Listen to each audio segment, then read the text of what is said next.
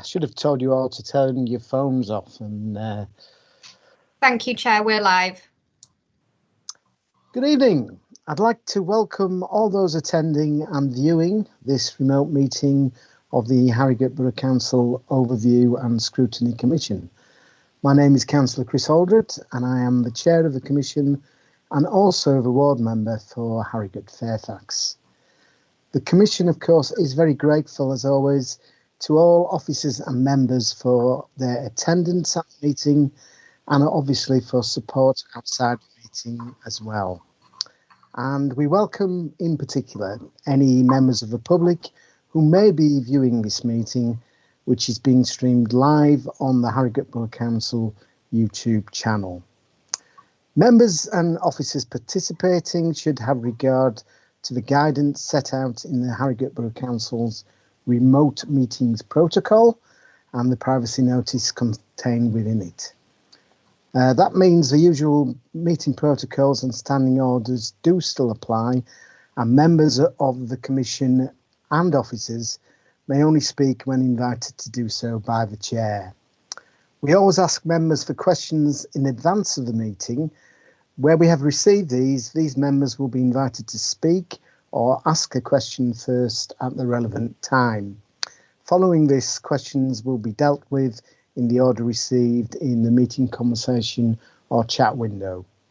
Please do wait until I call your name before speaking, but equally, if you think I've missed you out, and I have loads of little boxes and I do miss people out occasionally, please speak up if you think you've been missed out and you've got a question. If you experience technical difficulties, please call the meeting facilitator on the number provided in the chat function. And members, if you need to leave the meeting early, please put a message in the chat function as well. And then we know you'll have gone when it comes to a vote and we won't be chasing you. Thank you for the patience for that preamble. And we can now formally start the meeting with item 1, which is, of course, apologies for absence. And we go over to Claire Wilson, our Scrutiny Officer, who will tell us about any of those. Thank you, Chair. Apologies have been received this evening from Councillor Norman Waller. Thank you. And if you are watching Norman, get well soon. Item 2 is declarations of interest. And I'm asking any members if they need to declare an interest. Can you do so now and indicate the agenda item and the nature of the interest? Whilst we're waiting for those, I'll say to the public that this item is on the agenda because if a member of the Commission has a disclosable pecuniary interest, when that item is considered, the member is removed from the meeting and can rejoin once it has concluded. Anybody has got a declaration of interest on tonight's agenda? Okay, so we move on to item 3, which are the minutes of our last public meeting. That was on the 28th of September. And we're asking the question, are these an accurate representation of that meeting? And I'm seeking a proposer and seconder, and then we'll go to a roll call on the vote. And that vote will serve as confirmation both of attendance at this meeting and that members can see and hear and also be seen and heard. So, do we have a proposer and seconder for those minutes? I'm happy to propose. Thank you, Councillor Middlemas. I'm happy to second, Chairman. Thank you, Councillor Brown. So we have a proposer and seconder, and we'll go over to our Scrutiny, Governance and Risk Manager, Mr. Codman, who is going to do the roll call. Thank you very much, Chair. So we'll go through the members on the Commission. Councillor Chris Aldred. 4. Councillor Nick Brown. 4. Councillor Sam Gibbs. 4. Councillor Michael Harrison. 4. Councillor Sue Lumby. 4. Councillor John Mann. 4. Councillor Pat Marsh. 4. Councillor Nigel Middlemass. 4. Councillor Tom Watson. 4. Thank you very much, Chair. That's unanimous. Lovely. So item 4 on the agenda is exempt information, and this item is there to identify any exempt and information in any items on the agenda. They usually refer to individual employment matters, confidential legal advice, or commercially sensitive information, all defined by the Local Government Act 1972. And members will be delighted to know that for this evening's meeting, we have no exempt information. So we don't go into exempt session. Item 5 is public arrangements, and you'll be equally delighted to know we don't have any public questions. So we can move to the main item on the agenda, which is item 6, the medium-term financial strategy, or MTFS, for 2021-22 to 2025-26. And consideration of this strategy by the Overview and Scrutiny Commission is in accordance with the Council's budget and policy framework procedural rules. The MTFS, which we've all hopefully seen, was presented to Cabinet on 9th of September by the Head of Finance and subsequently distributed to Commission members. The strategy sets out how the Council plans to manage its finances over the next 5 years and how resources can be best aligned to priorities set out in other key Council documents such as the Corporate Plan and the 2024 programme. So we welcome our Head of Finance at HBC, Mr. Paul Foster, to the meeting. Thank you for attending, Paul, and please could I ask you to provide a brief overview before taking any questions members of the Commission may have. Yes, certainly. Thank you, Chair. To start off with, the MTFS is for Harrogate Borough Council.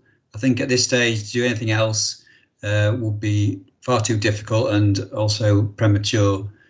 As the strategy sets out, medium-term planning set against a backdrop of uncertain future funding is a risk-laden exercise, and now it's compounded when faced with a global pandemic. The effect on the Council's finances this financial year as a result of COVID-19 are well documented, as is our financial recovery plan for this year. However, the income loss pressures and the effect on our tax collection will continue into 21-22, and the report sets out potential effects, though this will be reviewed and will be refined as we work through the upcoming detailed budget process. At this point in time, the government is supporting additional costs and income losses in this financial year 2021 only, and has committed to support the pressures of irrecoverable tax income from next year, though the extent of this support is not yet known and is not expected until the spending review is reported in the autumn. So this leads on to the second area of great uncertainty we face, and that's our funding from 21-22. The government has launched its comprehensive spending review, which is expected to report in the autumn, which should set out revenue spending plans for 3 years from 21-22 to 23-24. Having said that, though the government hasn't confirmed it, many commentators are now suggesting that the government will only produce a 1-year spending round as they did last year. But as I say, the government hasn't denied or confirmed that, so we'll wait and see what happens later in the autumn. At this stage, we don't know the quantum of funding or how it will be distributed. The fair funding review and the reform of business rates will not now happen in 21-22. The government has indicated it wishes to address accumulated business rate growth. So basically taking away growth that certain authorities have delivered over a period and redistributing it to authorities more in need. The detrimental effect of this for Harrogate will be significant. Also, we're awaiting reform of the New Homes Bonus, and the potential effect again will be significant. and the strategy sets this out. Given this lack of certainty, the strategy proposes how we will address the financial position for the next 2-year budget process by smoothing out the budget deficits by the use of the Budget Transition Fund. And given the impact in 21-22, not only on existing income budgets, but also on previously anticipated income growth, the plan proposes additional savings beyond the usual service efficiency targets, and fees and charges increases are not sought. What we don't want to do is make savings that we may not ultimately have to make until we know whether the effects on our budget are temporary or permanent. So uncertainty in relation to the sustainability of the plan are therefore considerable until the detailed outcomes of the spending review are known, either 1 year or up to 3, the reform of local government finance is concluded, and we work our way through the effects of the pandemic. Hopefully that's a reasonable introduction for you all, but I'm happy to take any questions. Thank you very much indeed for that, Paul. I haven't actually got any questions in front of me at the moment, so I'm going to ask a couple of my own, if I may, whilst we're hopefully waiting for some questions to appear.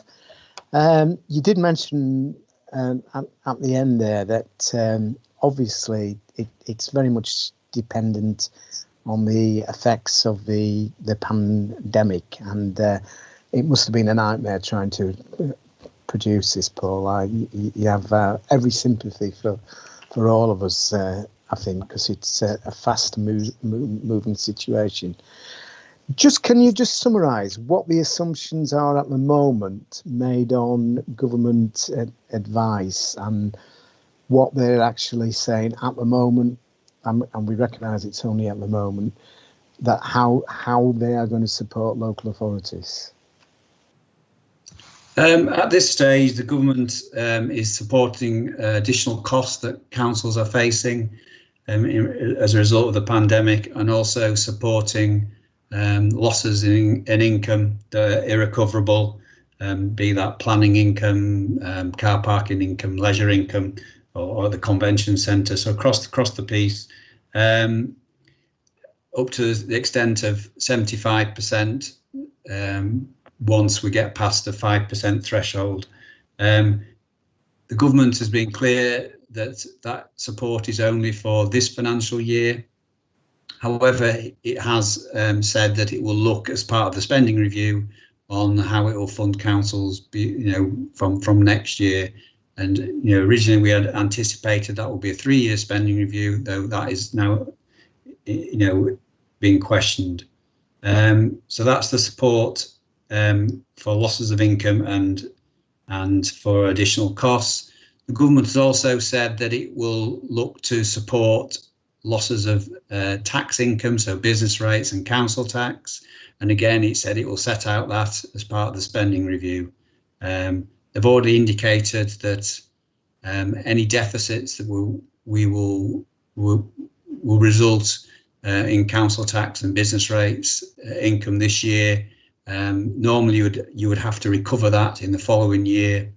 They're now suggesting that the councils will be able to spread that over 3 years.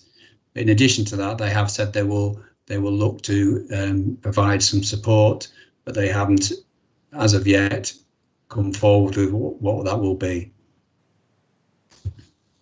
Okay, thank you. As I say, it must be really, really difficult for you and your officers, and I think you've done very, very well to produce what we have in front of us today.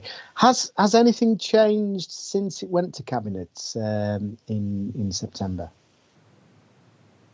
No, I suppose the only thing that has changed is in the detail of the report around business rates.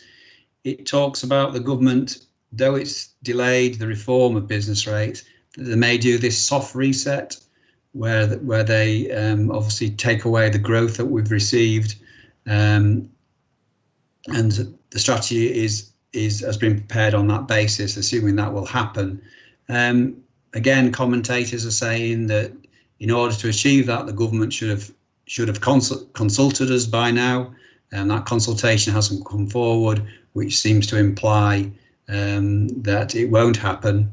And that doesn't say it won't. It definitely won't happen, but the indications are it won't. Which has a 1 year if that was just delayed by 1 year, I think it saves us about £700,000. So it does have a significant impact on us.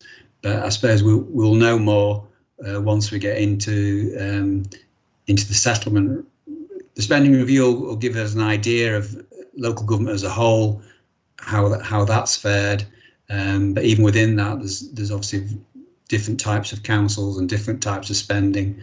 Social care is likely to be more supported than other areas.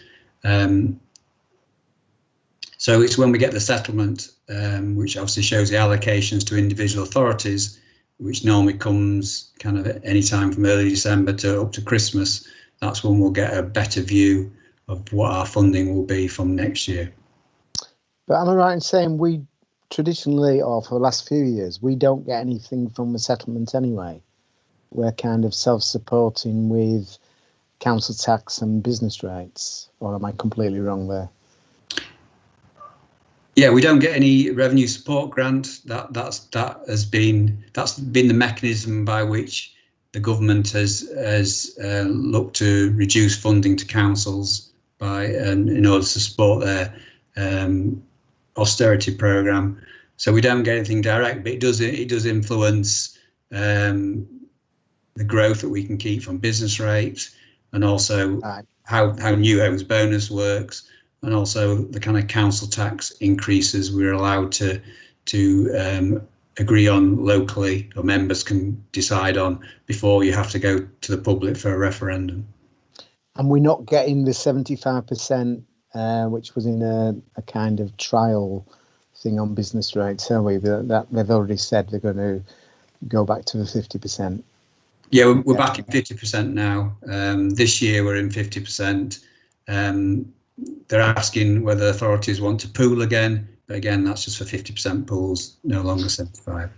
Actually, just talking on pools, and I know there's a couple of questions from other people, so I'll shut up in a minute. But I was just curious, and this is just my own fascination. You said I think in the report somewhere, that the pooling will be a North and West Yorkshire pool, which makes sense for us because obviously we link with both those areas. But you specifically said not including Selby, and I just wondered why Selby was withdrawn from the equation. Purely because it's very reliant on power stations, and therefore, should there be any reductions, they're more risky, basically. So the other member authorities didn't want to include Selby, and Selby is a safety net, so it gets supported from government in respect to its business rate. So it wasn't financially advantageous for both Selby and for all the other authorities to have them in the pool. Thank you for that. OK, Councillor Marsh has a question. Like you, Chairman, just a couple, but first of all, can I say to Paul and his team, it must be like juggling with spaghetti. Not only have you got the pandemic sitting around you, but you've also got possibly local government reorganisation. You don't know where your budget's going to be in 2 years' time. So I just really think you're doing a sterling job. Can I just ask a question? And it could be totally because I'm totally ignorant on this, but on page 19, you make reference to the office accommodation. The move to the new office accommodation on one site is helping to deliver our priorities more effectively, at the same time as creating scope for a leaner and more efficient organisation. Great. The latest budgeted savings amounts to £909,000. What I don't understand, that was a saving made when we first moved to the office, the new office, to the Civic Centre. Why do we keep adding it in as a budget saving year on? I might be misinterpreting this. Budgeting year on, and I'm sorry about the phone going off. When if I change my supplier of gas and electricity, I might budget it for that year, but I don't keep it on till the next year and the year after. So I just wondered why we keep bringing that 909k up. I think the reason we do that is because it's a saving on the base budget. So within our base budget, within the figures that we show, we show that our base budget has reduced over the years, by almost £8 million, as a way of addressing that cut in our budget. One of the significant things we've done is to consolidate our office accommodation, and those savings are therefore built into that base budget.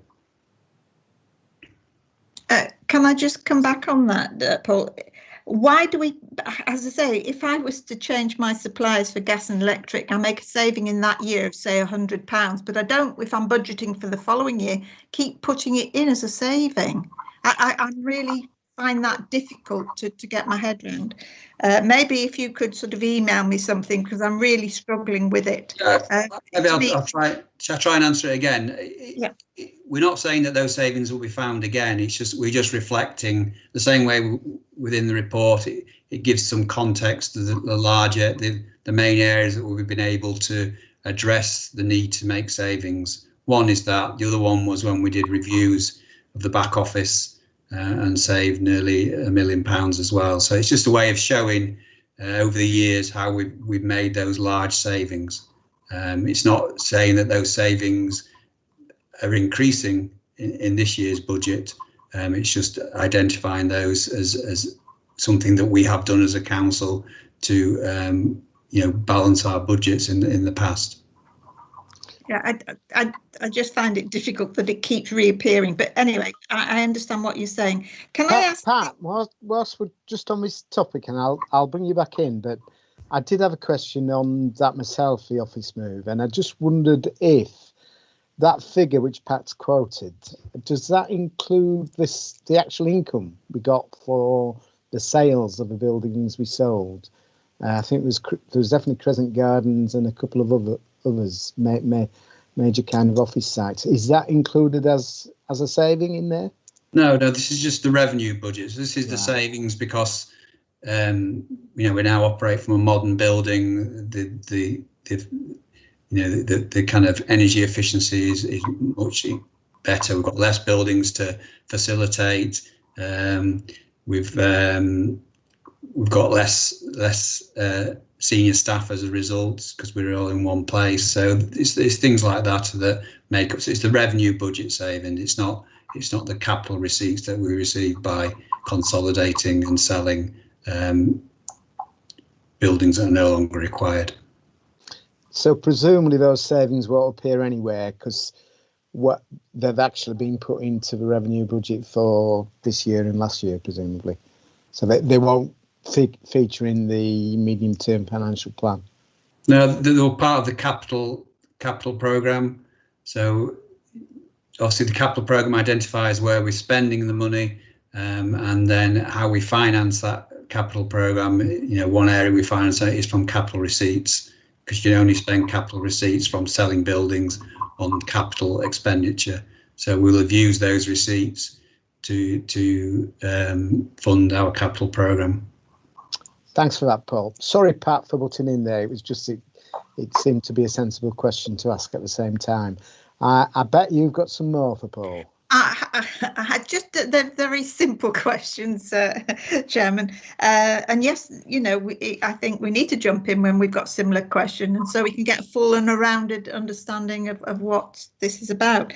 Paul, can I ask you about reserves? Because it looks like, and I could be wrong the way I've read it, that we're going to be heavily reliant in balancing the budget by the reserves. Can I ask who will make the decision on which, and I'm not going to use a rather difficult word here, but raids which reserve at some point to help with the long-term budget? Well, in the first instance, we have a specific reserve, the Budget Transition Fund. Yeah, I understand that. That is there to balance the budget.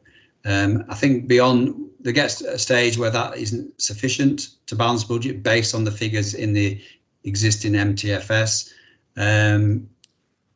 We will have to do that. We'll have to identify that as part of the budget process. So when we go through the budget process, in the budget report that goes to Cabinet and onto overview and scrutiny, it does identify areas where we can release reserves to support the revenue budget.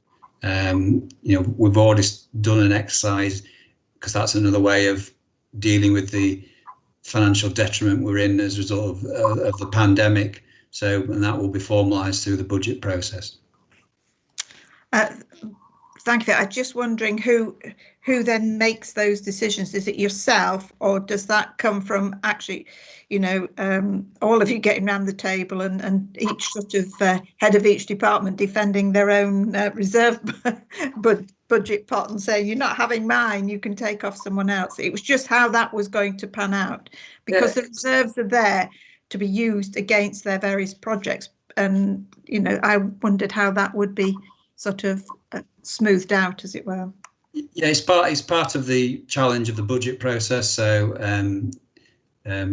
each head of service, each service goes through a performance clinic where the management board challenges their budgets and challenges their reserves, and then, like I say, then those decisions as part of that challenge then go forward in the Cabinet report. That does go through both Cabinet in January and through overview and scrutiny as well. Thank you for that. Can I just have one last, it's a bit of a cheeky question. On page 28, it's a bit about the before investment in the hydro and a new East of District facility. This is to do with sport and leisure. Where is the East of District facility?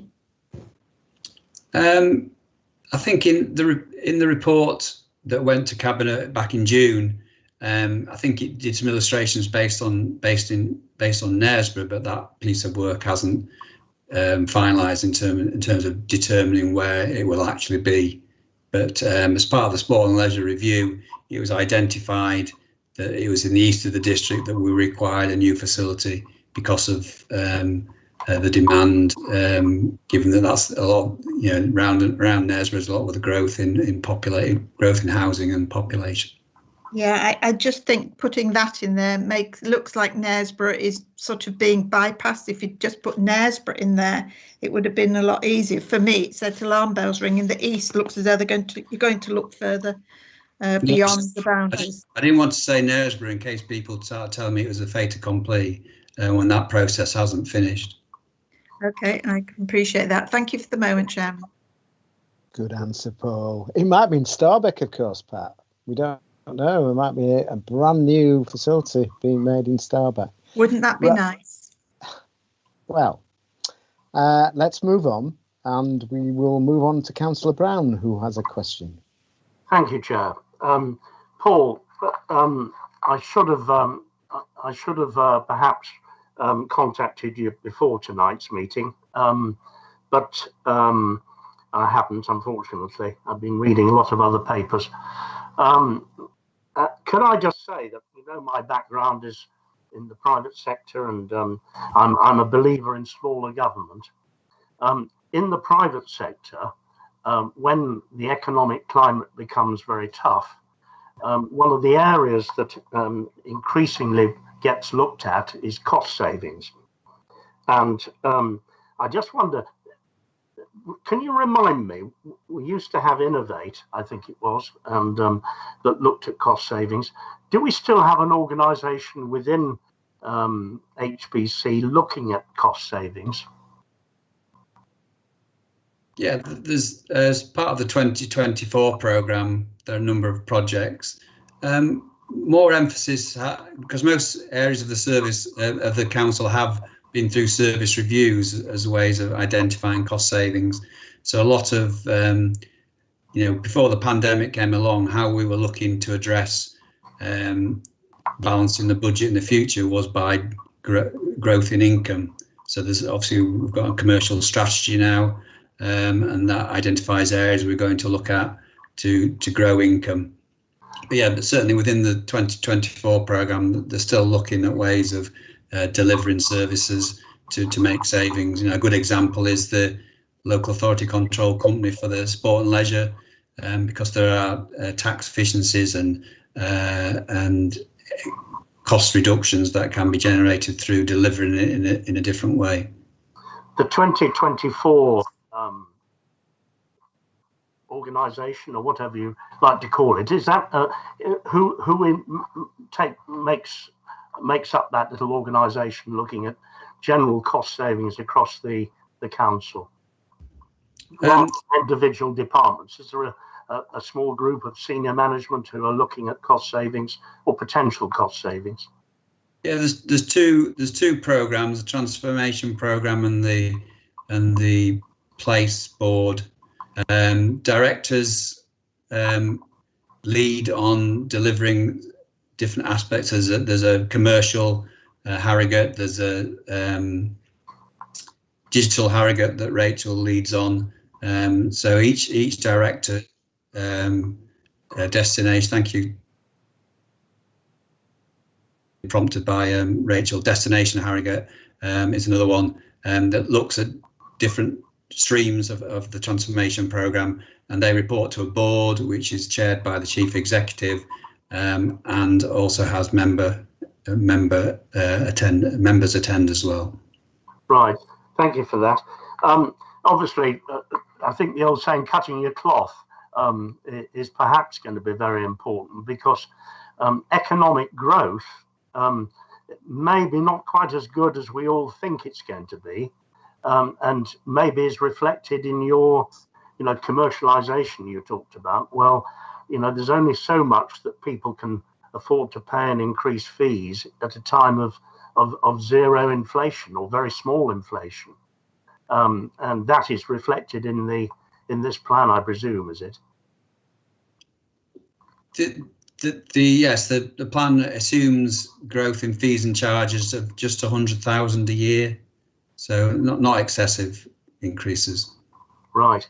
Coming on to income increases, again, I should have perhaps asked you about this, but you put, am I right in thinking that the assumed tax base increase on page 21, due to increasing housing completions, that's to take account of housing that's been probably in the pipeline for a long time?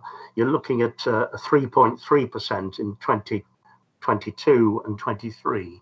Is that because a lot of these completions are going to take place in that particular period? Yeah. Your council tax income is going to increase the more houses come into the pool, really, into the total pool in the district. Yeah. So that reflects our assumptions around when these properties will come on stream and therefore get a council tax bill. We are anticipating this year that there to be a delay as a result of, obviously, a number of sites will have shut down over the lockdown period, but then reopen, are now obviously back opening, but having to work in a COVID secure way. So there is a bit of a delay this year that we're expecting, for planning purposes will pick up from next year. We do a more detailed the tax base calculation kind of early December, where my revenues team talk to planning and look at what sites are in the pipeline, when we expect them to come on stream, so we can then work out which ward, which parish they're in, to determine the tax base, not only for the authority as a whole but for the individual parishes. Right. So if it's possible, when you've done, obviously you're coming up to doing budgets anyway, and this is all part and parcel of these figures, I presume, but is it possible you could let me have behind the scenes some just increases in the property numbers? If you could let me have some background information on that, i.e.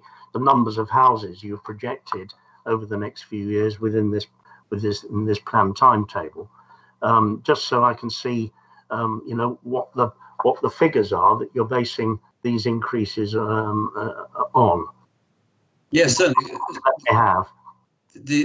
as you'd expect for local government, the calculation we have to do with the tax base is set down in legislation, but so it's based on the kind of the council tax list as of the 30th of November. But then we are allowed to make assumptions about what growth we're expecting. That's the information that would be quite useful to see, it'd just be of some interest to see what the housing stock within the borough is going to increase by. To getting those percentages. Yeah, that's reflected in the budget report that goes to Cabinet and onto overview and scrutiny. But I can always provide extra information if that's what you want. That's brilliant, thank you. Just lastly, the headcount figures moving forward.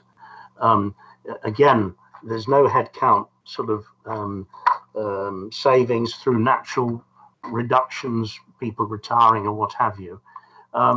If that's something you could also produce, just to see the total full-time equivalent headcount figures over this period, to see what you're anticipating the total headcount is going to be within Harrogate Borough Council over this period.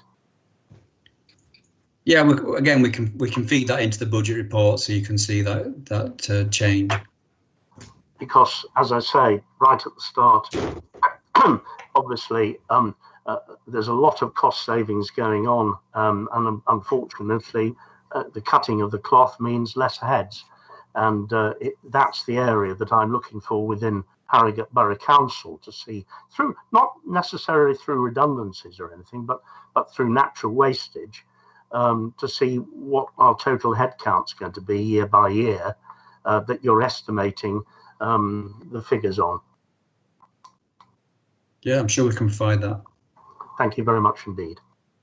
That's all my questions at the moment. Thank you, Chairman. Thank you very much indeed, Nick.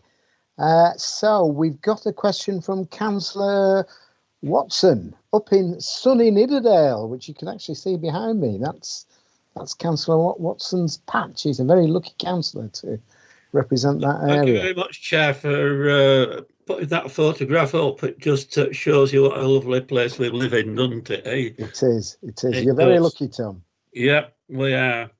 Thank you very much, Chair. Paul, just a quickie, and that council tax, we're very, very good at collecting council tax. Harrogate Borough has been in the past. What's the figures looking like at the moment? Because householders are under horrendous pressure budget-wise with furlough and one thing and another. Are we on target, or has it slipped a bit? I think the collection rate has slipped a bit. We can't recover. We can't do the full recovery process at the moment. There's no court dates, so that more kind of formal recovery processes we can't do. In addition to that, how much we're looking to collect is coming down because more of our residents are applying for council tax reduction, which they can get when they're on low income, which is obviously affects the total amount we can collect. So that's greatly increased, and we're still waiting to see the kind of effect of, as we come out of the furlough scheme, and when that support falls from the central government, what effect that has on people losing their jobs and therefore being able to apply for benefits, including housing benefit and council tax reduction. So it's under review. We've tried to reflect that in the strategy, but we will look again when we do the budget to try and bring a more up-to-date position. Thank you for that, Paul. Can I carry on, Chair? Of course you can, Tom, no problem. Okay. Yes, you say that obviously we're people applying for benefits from one thing and another, Paul. Where do, if a large influx of benefits into the system, where do we make this money up from? I'm sorry to be a bit green on this, but it's really something I'm just concerned about. That are we going to have a big black hole in the budget, or the government make it up for us? As I mentioned right at the beginning, the government has indicated it is willing to share that kind of fall in tax income. But all they've said at this stage is they will bring forward their proposals as part of the spending review. So when the Chancellor comes forward with his spending review in the autumn, whenever the autumn is, it's usually later than I consider to be autumn. But when they do come forward with that, we'll get a better indication of what kind of support they're able to give authorities. At the moment, we've built into the strategy, what we think is going to happen, and I'm always hopeful that it's better than we've reflected in the strategy. Thank you, Paul. Thank you, Chair. On the side of caution is always good policy, I think. Just before we go to Councillor Lumley, who I know has got a question, just on the same theme as Councillor Watson there, Paul, I noticed paragraph 67. I think this is a really big and bold statement, and I'm just wondering if you can expand on it. You're assuming that all income levels are resuming to pre-COVID levels by 2022-23. Now, as we sit here today, I think that's a big assumption. Where does the thinking come on that statement? I think it's a way of informing the process, really. I think we need to make some assumptions. It's very difficult to do. Obviously, we had to pull the strategy together. We've made some assumptions around next year, particularly in car parking and leisure, in particular. And then in order to deliver a 2-year budget, we've made the assumptions from 22-23 that we'll return back to where we would have been. That doesn't mean that we can't review that as part of the detailed budget process. So heads of service have been asked as part of the budget process to not only identify their budgets, assuming that COVID wasn't here, but also to highlight the effect of COVID so that they can go through that necessary challenge at management board in their performance clinics. So, should they come forward and say, we think it will impact on 22-23, obviously that will be considered as part of that review. But it's very difficult to know, whether income will have recovered by then. You'd like to think so, but as time goes on, we get a better view of where we think income will be. Okay. I mean, one particular thing that worries me enormously, actually, at the moment, on a personal level as well as a council level, is the convention centre.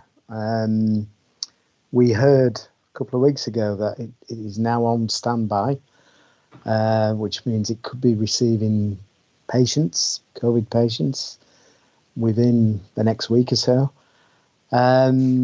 It will be very, very difficult to turn that around from a hospital for the next financial year. So I'm assuming we're really looking at no income as such in this financial year. I know we're getting something from the NHS, but it's obviously not anything like we'd get if it was used as an exhibition centre. But that could well run on into 21-22 if patients start coming in. Is that in these existing figures, or and we're just putting the convention centre to one side at the moment because it's such an imponderable. We really don't know what's happening there and when people might be coming back to hold exhibitions there. Yeah, the strategy assumes that that the industry will open up from next financial year and we'll be able to deliver those events. Is that a full financial year from April onwards? It is, though we have, you'll notice in the report, it does talk about some growth in income in HCC. That has been pared back compared to what we had in last year's strategy. But again, when this strategy was pulled together at that stage, we weren't expecting that the Nightingale will be used as a hospital. So obviously the effect of that and the speed in which we can get the building open for events should the industry open, because again, at the moment the industry is not open and not anticipated to open this financial year.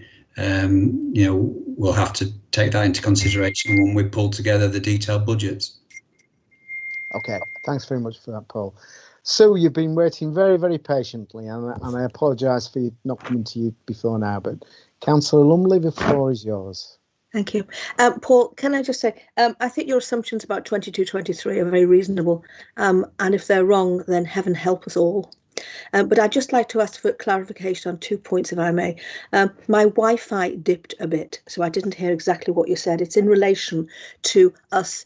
Did you say we may be asked to bail out or contribute to other councils who are in very serious deficit? Did you say that? It was very patchy what I heard. No, I didn't say that. Maybe it was in relation to business rate growth.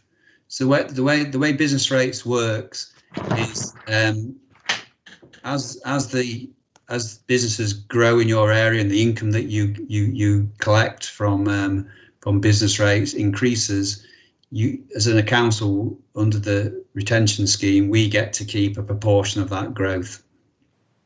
And obviously over time that accumulates. So it was introduced in 2013, the retention scheme, and we've benefited over that period by growing faster than our baseline. So the government assumes an increase in the baseline in line with the fact that bills go up in relation to RPI or CPI now, and anything above that you get to keep a share of it. The system is supposed to have resets in it, so every so often, originally it was every 5 years, the government would go back and look at the funding of local government as a whole and review where the need was. So,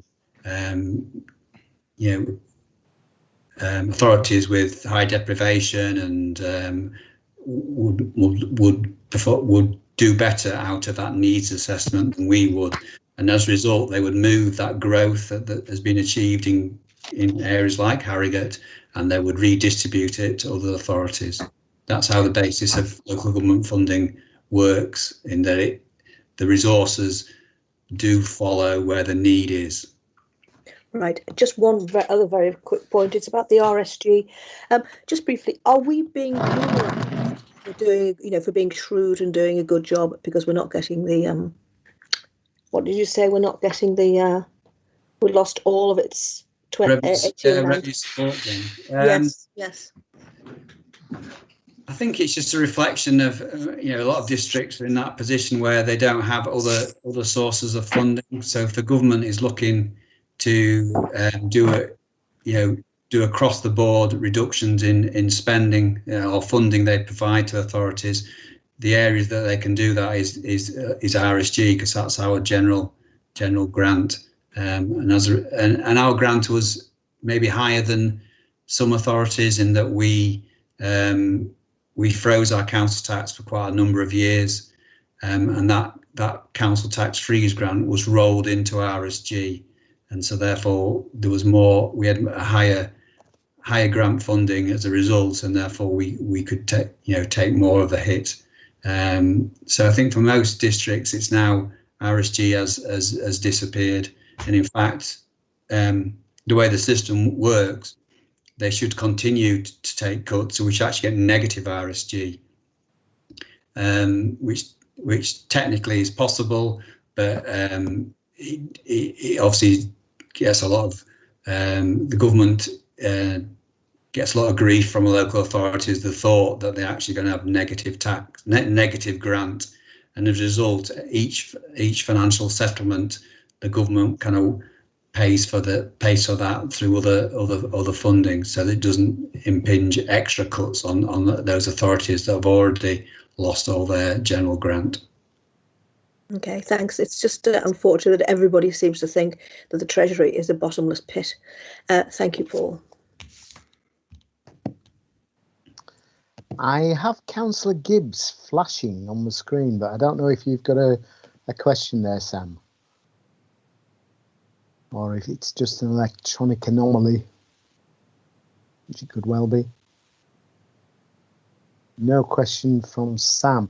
Actually, I'm just going to stay with. Chris, sorry, I was kicked out very briefly, but I'm back in, so it might have been me rejoining. That'll be it. Yeah, sorry, Sam. I'm going to stay with what Sue was saying about the Treasury and the grants or not we get, and there's two paragraphs 33 and 34 in the report, which there's a couple of quotes from the Chancellor, actually, Sam's friend. So it's just as well we mentioned him there. The Chancellor has actually said that he's confirmed that departmental spending, both capital and resource, will grow in real terms across the CSR period. And then on the other hand, he's saying that there's tough choices in other areas of spending, and that departments have been asked to identify opportunities to reprioritise and deliver. Now, from a layman, I'd say you can't have it both ways, but you're a financial expert. You explain why you can say both those statements, Paul. I think I'm asking you to be the Chancellor now. Yeah, I suppose what they're saying is overall the funding can go up, but then how that's distributed is dependent on priorities, isn't it? So I suppose adult social care is the obvious one, where you would expect local government to get an uplift in funding for that. As a result, there's less for district councils, because that's the service that's provided by upper tier. So therefore, they get the increase, and other areas might have difficult decisions to make. So the overall pot's probably going to increase, but it's going to be kind of weighted towards, and it quite rightly, adult social care.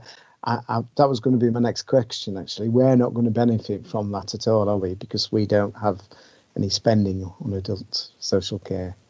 No, but yeah, I suppose the flip side is that we don't have the spending, and we don't get the grant. So I think it's well documented that that the funding for social care isn't sufficient.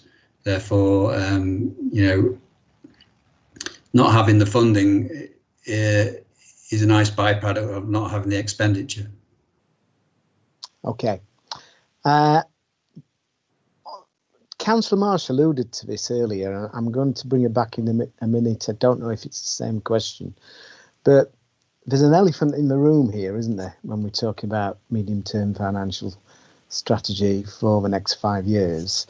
Because actually, Harrogate Borough Council, I'd say personally, is unlikely to be here, particularly in this current form, within the next 5 years, because we're all aware of local government reorganisation. I haven't seen anywhere in the report that or the strategy that this is actually kind of taken into consideration.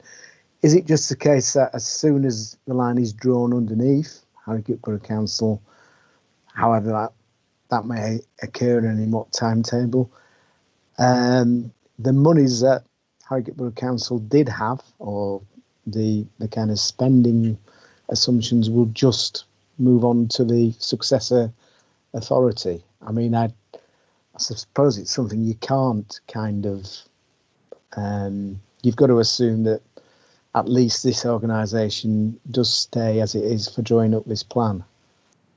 Yeah, I think so. I think this plan obviously influences the budget preparation, the 2-year budget we do. So the assumption is that Harrogate Borough Council is going to continue for that 5-year period. However, as you say, if the government does decide to reorganise to unitary authorities, as it is indicating it is looking to do, then the successor authority and when the new authority comes in place, all those resources will be pulled together, as will all those calls on their spending. So yes, there'll have to be a pulling together of a financial strategy for the new authorities or authority. So that'll be a big piece of work. I think it's impossible for us to do at this stage because there are a number of options potentially on the table. So which one would you model, and which one would you provide a strategy for now? I think that'd be part of the work, the implementation work that would have to happen once a decision was made by government. Yeah, absolutely. We won't ask you to do that tonight, Paul. You'll be grateful to know. OK, Councillor Marsh again. Thank you, Chairman. I don't mind putting our money into a pot in reorganisation, but I don't want other people's debt either. Paul, can I take you to page 33, I think it's paragraph 78, where you say that earlier sections of this report highlight the proposals currently deemed at risk. Where a service cannot deliver a saving or new income item, the first stage will be to look to identify alternative options to make up for the shortfall. If that does not yield further savings, a further council-wide efficiency target may be necessary. What if that doesn't deliver it either? Does that mean that services could be at risk? Yeah, I think there's a legal requirement that we have to balance the budget. Yeah. So as part of that overall process, you obviously you review all your expenditure, all your income, all your funding, and you would have to make the savings required in order to balance the budget. You know, the alternative is you have to if you can't do that, you'll have to issue a section 1. I'd have to issue a section 114 notice, which basically advises cabinet and council that is the position, and we would then have to find a way of balancing that budget. So at the end of the day, we would have to do it, and we would work with services to make sure that was possible. But yeah, ultimately, if funding was cut to an extent that it wasn't no longer viable, it would have an effect on frontline services. But we're not expecting that as part of the strategy. Well, thank you very much for that, Paul. I have to say I've been on the council 30 years, and I think every year I've been on the council, we have had spending cuts.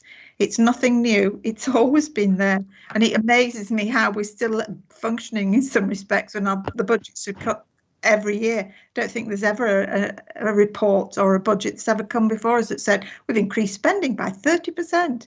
Wouldn't it be lovely? Yeah, I do agree with you, though. We were successful in agreeing some growth last year, so we do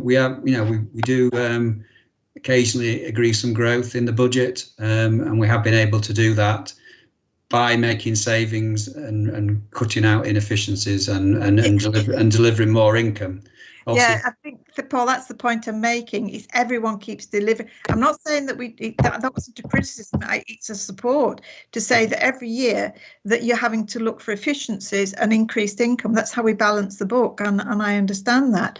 But it means that every year, very difficult decisions are made. And as I say, I've been going through this process for 30 years. It'd be just lovely one time to say, there's the funding, get on with what you want to do, rather than having to ask everybody, can you do some more efficiency savings? You can cut a service or cut away waste, but it eventually gets to the bone. And that's what concerns me. And as I say, this is nothing to do with what you guys do, because you do it in a very, very good way each year, delivering a balanced budget. Yeah, I agree. I think that's why we've introduced a commercial strategy. That's why we were looking to grow income, so we were more reliant on our income rather than reliant on government funding. Obviously, the flip side of that is when you are faced with a pandemic, you've got more income to lose, so it puts you in a difficult position as a result. Yeah, a risky thing for councils to be involved in, but it's the way that we're being pushed. Thanks very much, Paul.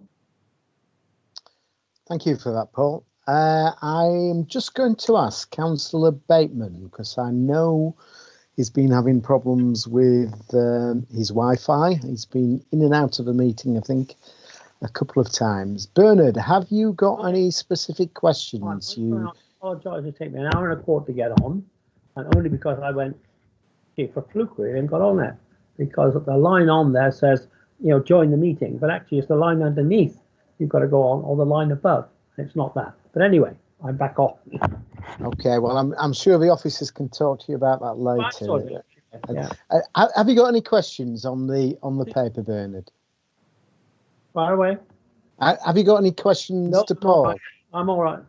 Lovely. No, Paul have been great. I listened to all he said. Absolutely first class. I'm glad we've got somebody like that looking after our finances. Here. Right, I don't think in that case, unless any members want to either raise a hand or shout at me and tell me that they have any further questions. I'm looking round, I can't see any hands, I can't see any questions in the chat. So I think it's time to say thank you ever so much, Paul, for your report. It just must be so difficult doing this. Not only have you got a pandemic to talk to think about, there's also local government reorganisation we mentioned there, and I wouldn't like to be in your position whatsoever. I think you've done a really, really good job producing what you have. I think we're all aware it will change. It's bound to change, but at least it gives us a solid base to have a look at. And as Bernard just said, I think the council's finances are actually in very good hands at the moment.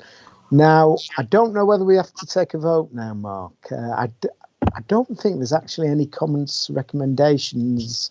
We've actually said we want to refer to Cabinet or Council. Does any other member think there is, other than to say what a splendid job the officers have done in very difficult circumstances? I think we ought to record that.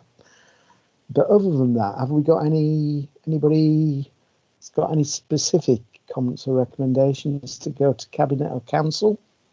Can I emphasise the point you made there, Chairman, about it being under very difficult circumstances? I think as you referred to it and I referred to it, trying to do this, one thing is a pandemic, which is, wow, once in a lifetime issue, but then we're thrown at our officers has been this local government reorganisation. So, it's like, where's your crystal ball going to go with that one? It's just going to be foggy, isn't it? And to do what they've done, yes, I think that should be a recommendation. And if you're going to move it, Chairman, I'd second that. Definitely going to move it, and thank you for seconding it, Pat. Mark, you had a comment. Sorry, Chair. It was just to say that is the recommendation or the agreement that the budget parameters as laid out in the MTFS are agreed. That's just what I was just confirming, that we actually knew what we were saying, as in just accepting the report. That was all. Shall we have a vote on it?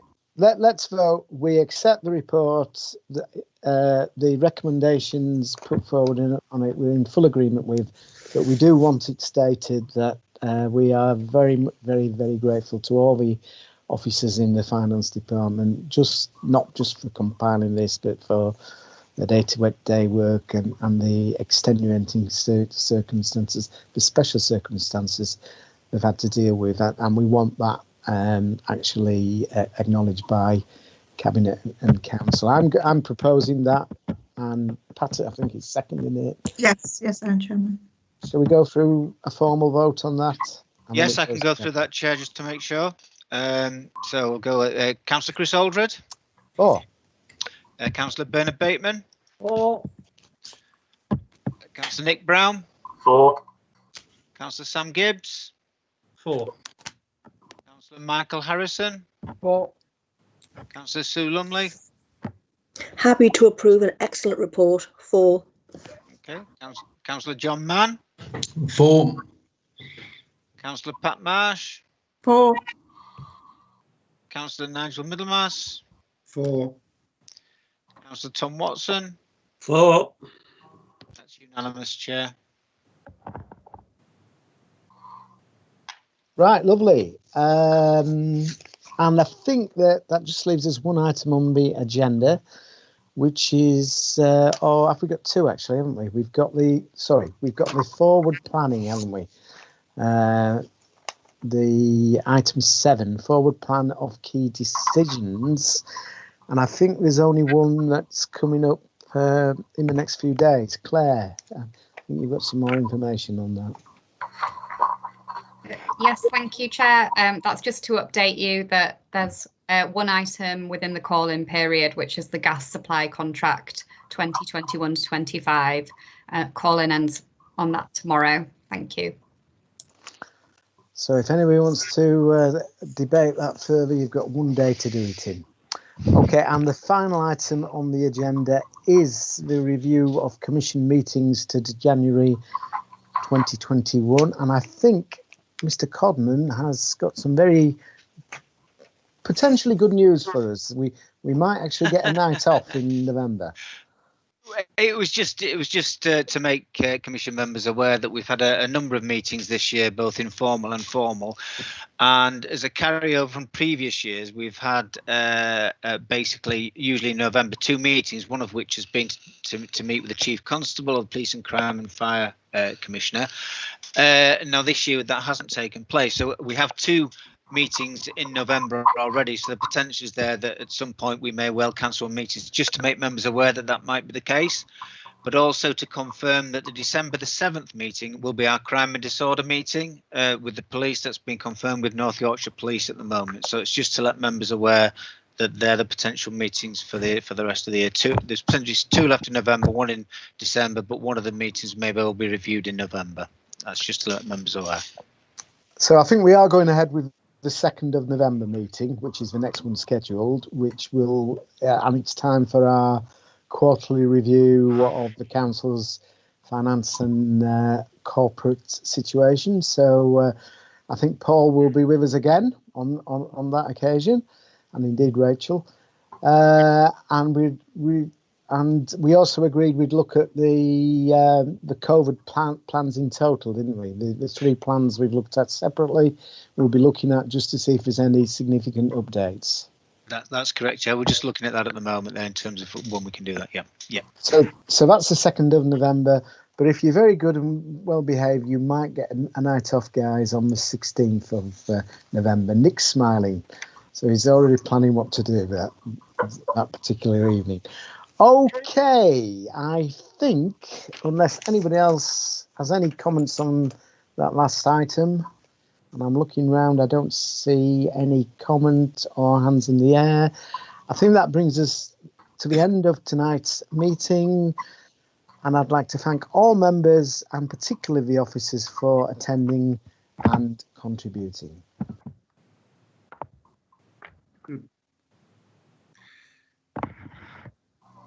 Okay.